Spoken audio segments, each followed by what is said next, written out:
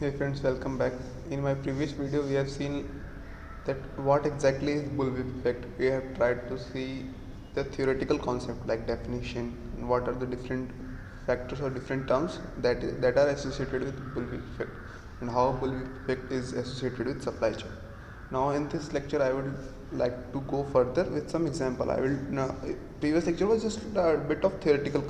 It was not giving the clear idea how exactly it happens. I will try to explain with few examples.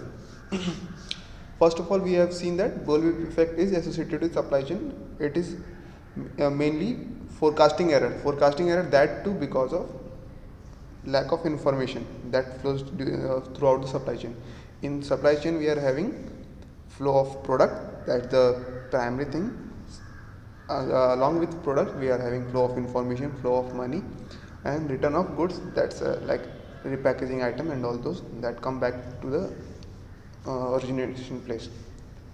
So in supply chain, we are having different links, like at one end we are having consumer who consumes the good, and then customer, retailer, then we are having wholesaler, distributor, uh, different levels, and then we are having manufacturing to at one end and suppliers to the manufacturers, means vendors to the manufacturers, that too at one end. So whenever we are buying any product, this whole supply chain is working towards fulfilling the requirement of customer. So whenever there is information flow from customer side to manufacturer that there is demand for any particular good or any particular item in the market, the manufacturers and their vendors try to produce those goods and fulfill their requirement. As we have seen, supply chain is very complex chain. If we are having a small deflection at one end, it may result in huge deflection at other end. That if that happens, so then only we are having bull effect. Otherwise, if it doesn't happen, then it's great. We want that system. If fluctuation at one end is 10 plus minus 10, then at other end it should also be plus minus 10. It should not happen that if at one end it's 10 and other end it's 100 or 1000. So I'll give an example. Suppose if you want any particular good, any particular item, I will not name any items as such.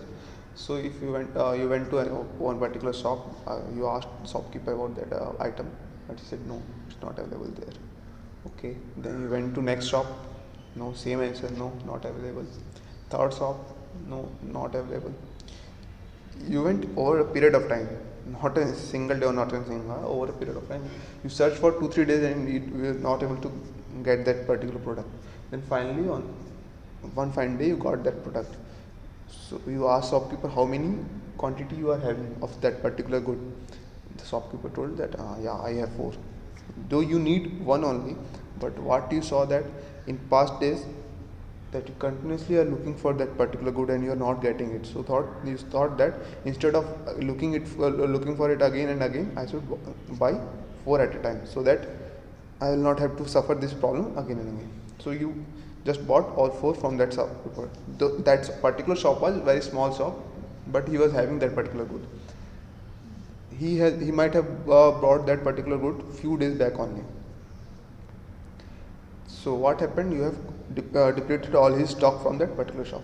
And then shopkeeper went to his supplier, to his wholesaler, and asked for not 4, asked 8. He thought that supply has demand might have increased, because earlier customers used to come and take 1 or 2 at max.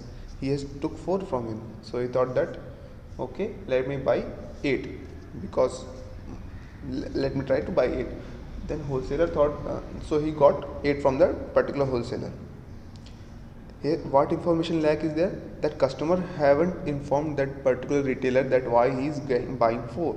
Is the requirement increased, or he was suffering from some difficulties, he was not getting it? He might have told them. He should have told them. If he would have told them, then they would have tried to develop supply chain in better way, that every time and everywhere it's available. But what he did, that he just asked for 4. Similarly, what retailer did, that he asked for 8. Then wholesaler thought that this retailer had just bought few days back 4 from me, and he used to take 4 at 15 days of interval, but suddenly he's buying 8. He again thought that yeah, demand has increased, and under that particular wholesaler he is having suppose 5 or 8 retailers. So he will order 8 was his requirement, so he keeping some extra stock, because he don't order on 15 days, he order every 30 days, so he ordered 16 for one, and he's having 5 to 8, so he ordered accordingly more quantity, considering the increase in demand for others retailers also. So same thing, he posted an order to his distributor. Again there also, he, since information was not flowing, only the quantity was flowing, this chain went on and went to the manufacturer. The manufacturer got to know about this. So you can order to your upper chain, but manufacturer cannot order to anyone. He has to either increase his cap. There can be two chances. Either manufacturer might be having the extra capacity or not. If he's having extra capacity, it's not that much bad. At least he will produce and he will supply in the chain. But if think if he's not having any extra capacity with him, then what he will do? He will try to have more capacity. He will try to install new machines, and then he will be fulfilling the requirement of the chain.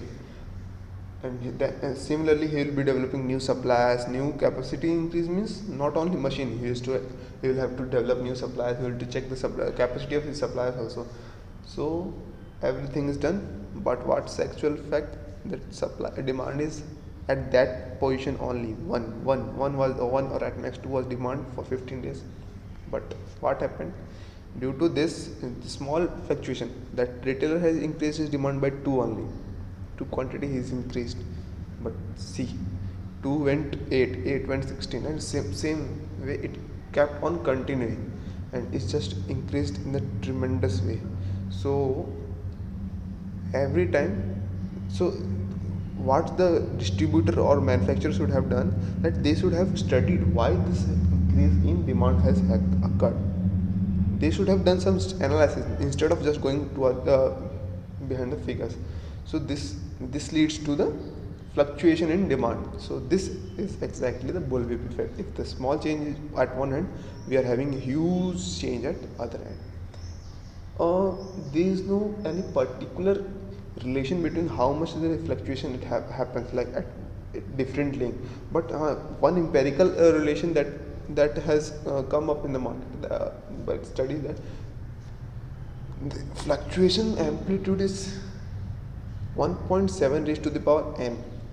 N is number of links in the supply chain. There are different of supply chain can have n number of links. Like it can be as small as manufacturer to factory outlet, and supplier. The supplier to manufacturer, only 3. We can have retailer, wholesaler, distributor, main distributor, company warehouse, manufacturing hub, or anything like that, and supplier. So it varies. Number of links in the supply chain varies. So depending on that, the amplification also vary. This was one example in which a person was not able to get that particular good, and it was a fault of supply chain only. If any person is not able to get the good at particular time at particular location, then it's a fault of supply chain. So because of that, supply chain suffer. Secondly, I will take an example that you generally come to see in the real life. Each and every sales department or sales outlet or any retailer is having target, like they have to fulfill the target of $100 100 crores or something like that, 10 crore, 100 crores in the particular month. Like they have to reach the target of this much in particular month. Suppose this shop is having a target of 100 crores, and it's the 25th of that particular month, and they have reached only up to the 70 crores of the target. 30 crores is still left. So if in 25 days you have reached 70, then it's not possible that you will be you are not sure that you will be able to fulfill meet your target of 30 more in 5 days. So what you will do, you will try to have some promotion like 1-on-1 free, 50% off on any particular good, buy 2 get 3 free, something like that. So what you will do, if you have such offer, obviously your sales will increase. Sales is increased tremendously. Where you will selling 1, you will be selling 2 or 3 because of this free promotion you are giving. So what you will do, you will just ask your distributor to give you more goods. But what will happen? You are not telling him what exactly the reason that you are coming up with some promotional sales in your store, or like that something. You will not be telling to the wholesaler. So what he will say, think again the same thing what happened in the previous case. He will anticipate that yeah, demand has increased, so I should have more stock with me. So he will again order to his uplink, then uplink, and in this way again it will reach to the manufacturer and the supplier. They will either have extra capacity, they will produce extra, or if they are not having, they will be trying to build some extra capacity. So but what will happen, since in this particular month we were having promotional offers, so customers have bought 2 instead of 1. So instead of requirement of 1 month, they have bought the requirement of 2 months.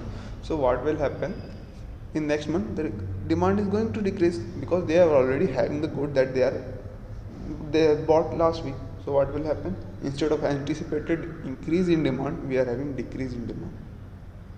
So not only we are having fluctuation, or not only we are reduced. In previous case at least there was only fluctuation, there was increase, anticipated increase, but here what happened, actually there become the decrease in requirement. So all these things results in the fluctuation, small fluctuation at one end results in the fluctuation at high fluctuation at other end.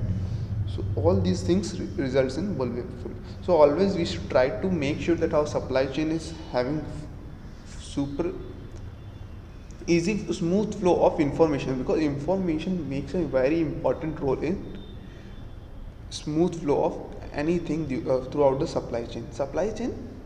So information plays a critical role, and bullwhip effect is the failure of forecast due to lack of information. So hope so you understood bullwhip effect in some aspect by these 2 examples, and keep watching, different videos also coming up over there.